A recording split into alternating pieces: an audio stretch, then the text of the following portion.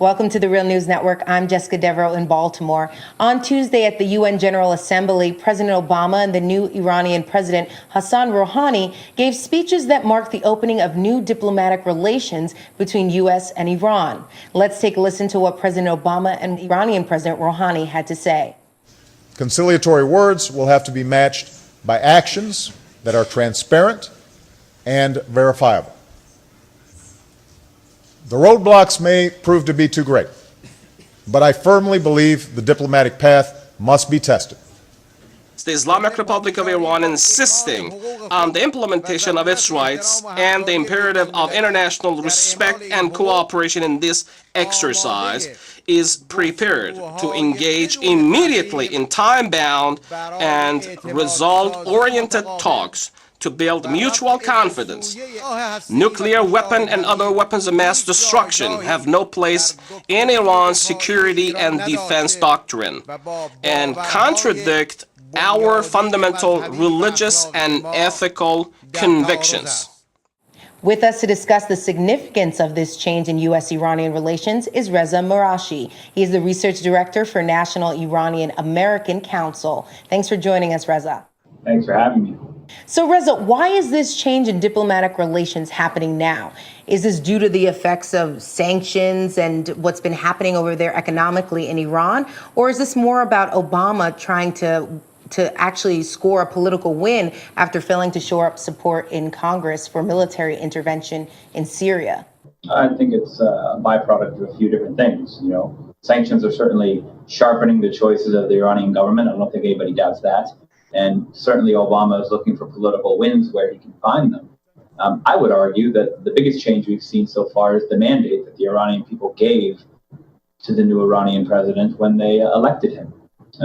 He has a track record of trying to pursue peaceful solutions to Iran's conflicts with members of the international community, and that's very powerful. So I think Obama recognizes that, and as a result, we have this new opening.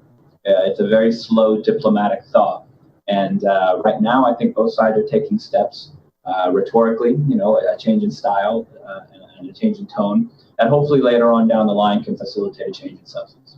Okay, so you essentially see both things happening at once here. Obama needs to score a political win, as well as Rouhani, his past, his resume essentially, coupled with the economic sanctions that have been placed on Iran.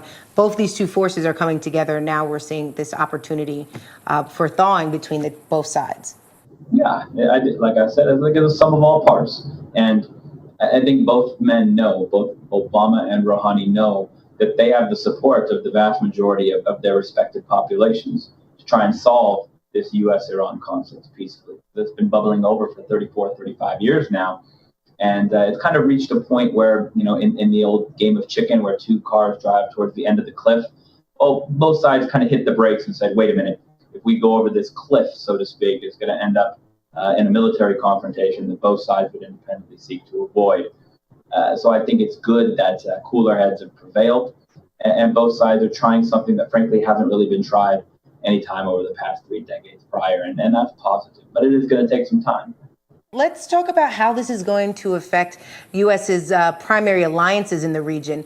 We have, of course, Saudi Arabia and their longstanding tension with Iran. We have Israel and their tension with Iran over Hezbollah. And, of course, Qatar. Iran and Qatar actually share natural gas fields. So what do you see happening between the two, between all these allies based on the U.S. thawing relations with Iran now? Well, Iran has been a strategic rival to other countries in the Middle East for quite some time. And when you are a rival, the relationship can either be one of cooperation amongst rivals, or it can be confrontation amongst rivals. And we've seen different phases of this confrontation or cooperation take place over the past 30 years. I think President Rouhani, if we take his words at face value, will seek to pursue a more cooperative rivalry with other countries in the region, Israel included. And that's something that we saw not only with Israel, but Saudi Arabia and other countries in this part of the world in the late 90s and early 2000s. Obviously, Israel is a bit more difficult pill for folks in Iran to swallow in terms of repairing the relationship quickly. as it is for Israel as well. But again, moving back from the precipice of conflict, I think is very important. And the Iranian president has rhetorically taken a step back, and now we'll see if he's willing to back up the words with actions. And we'll also see if the Israeli Prime Minister, Mr. Netanyahu, is willing to do the same. So far, unfortunately, we've not seen anything that would lead us to believe that that's going to be the case. Not just Israel, but what about Saudi Arabia? They've been really gunning for regime change over there in Iran.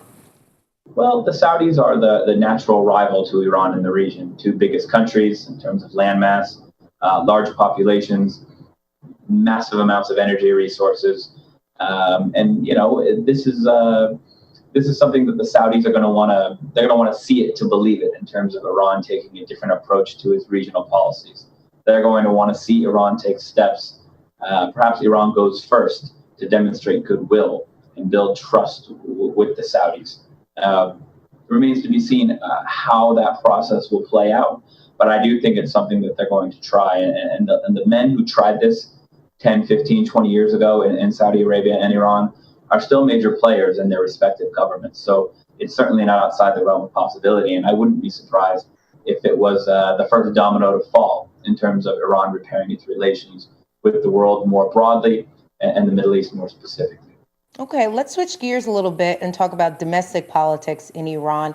Can you explain how different actors within Iran, such as the Revolutionary Guard and Ayatollah Khamenei, have influenced the decision to change its relations with the United States? That's a great question. I think that at the end of the day, entities like the Revolutionary Guard are not monolithic in terms of their politics. So as a result of that, you have a fair number of folks inside the Revolutionary Guard that support Rouhani's approach and disagree with the approach that Ahmadinejad take. You also have some that disagree with Rouhani's approach. The Supreme Leader himself has often tried to portray himself as this magnanimous guy that stays above the day-to-day domestic political fray in Iran. That's no longer really the case, though, in terms of the practical application. What's telling, though, is that this former President Khatami of Iran, the current President Rouhani, have both said that the Supreme Leader is backing Rouhani's initiative to try diplomacy and negotiations with the West more generally. That bodes very well for the possibility of finding a peaceful solution. Okay, well, thank you so much for joining us, Reza.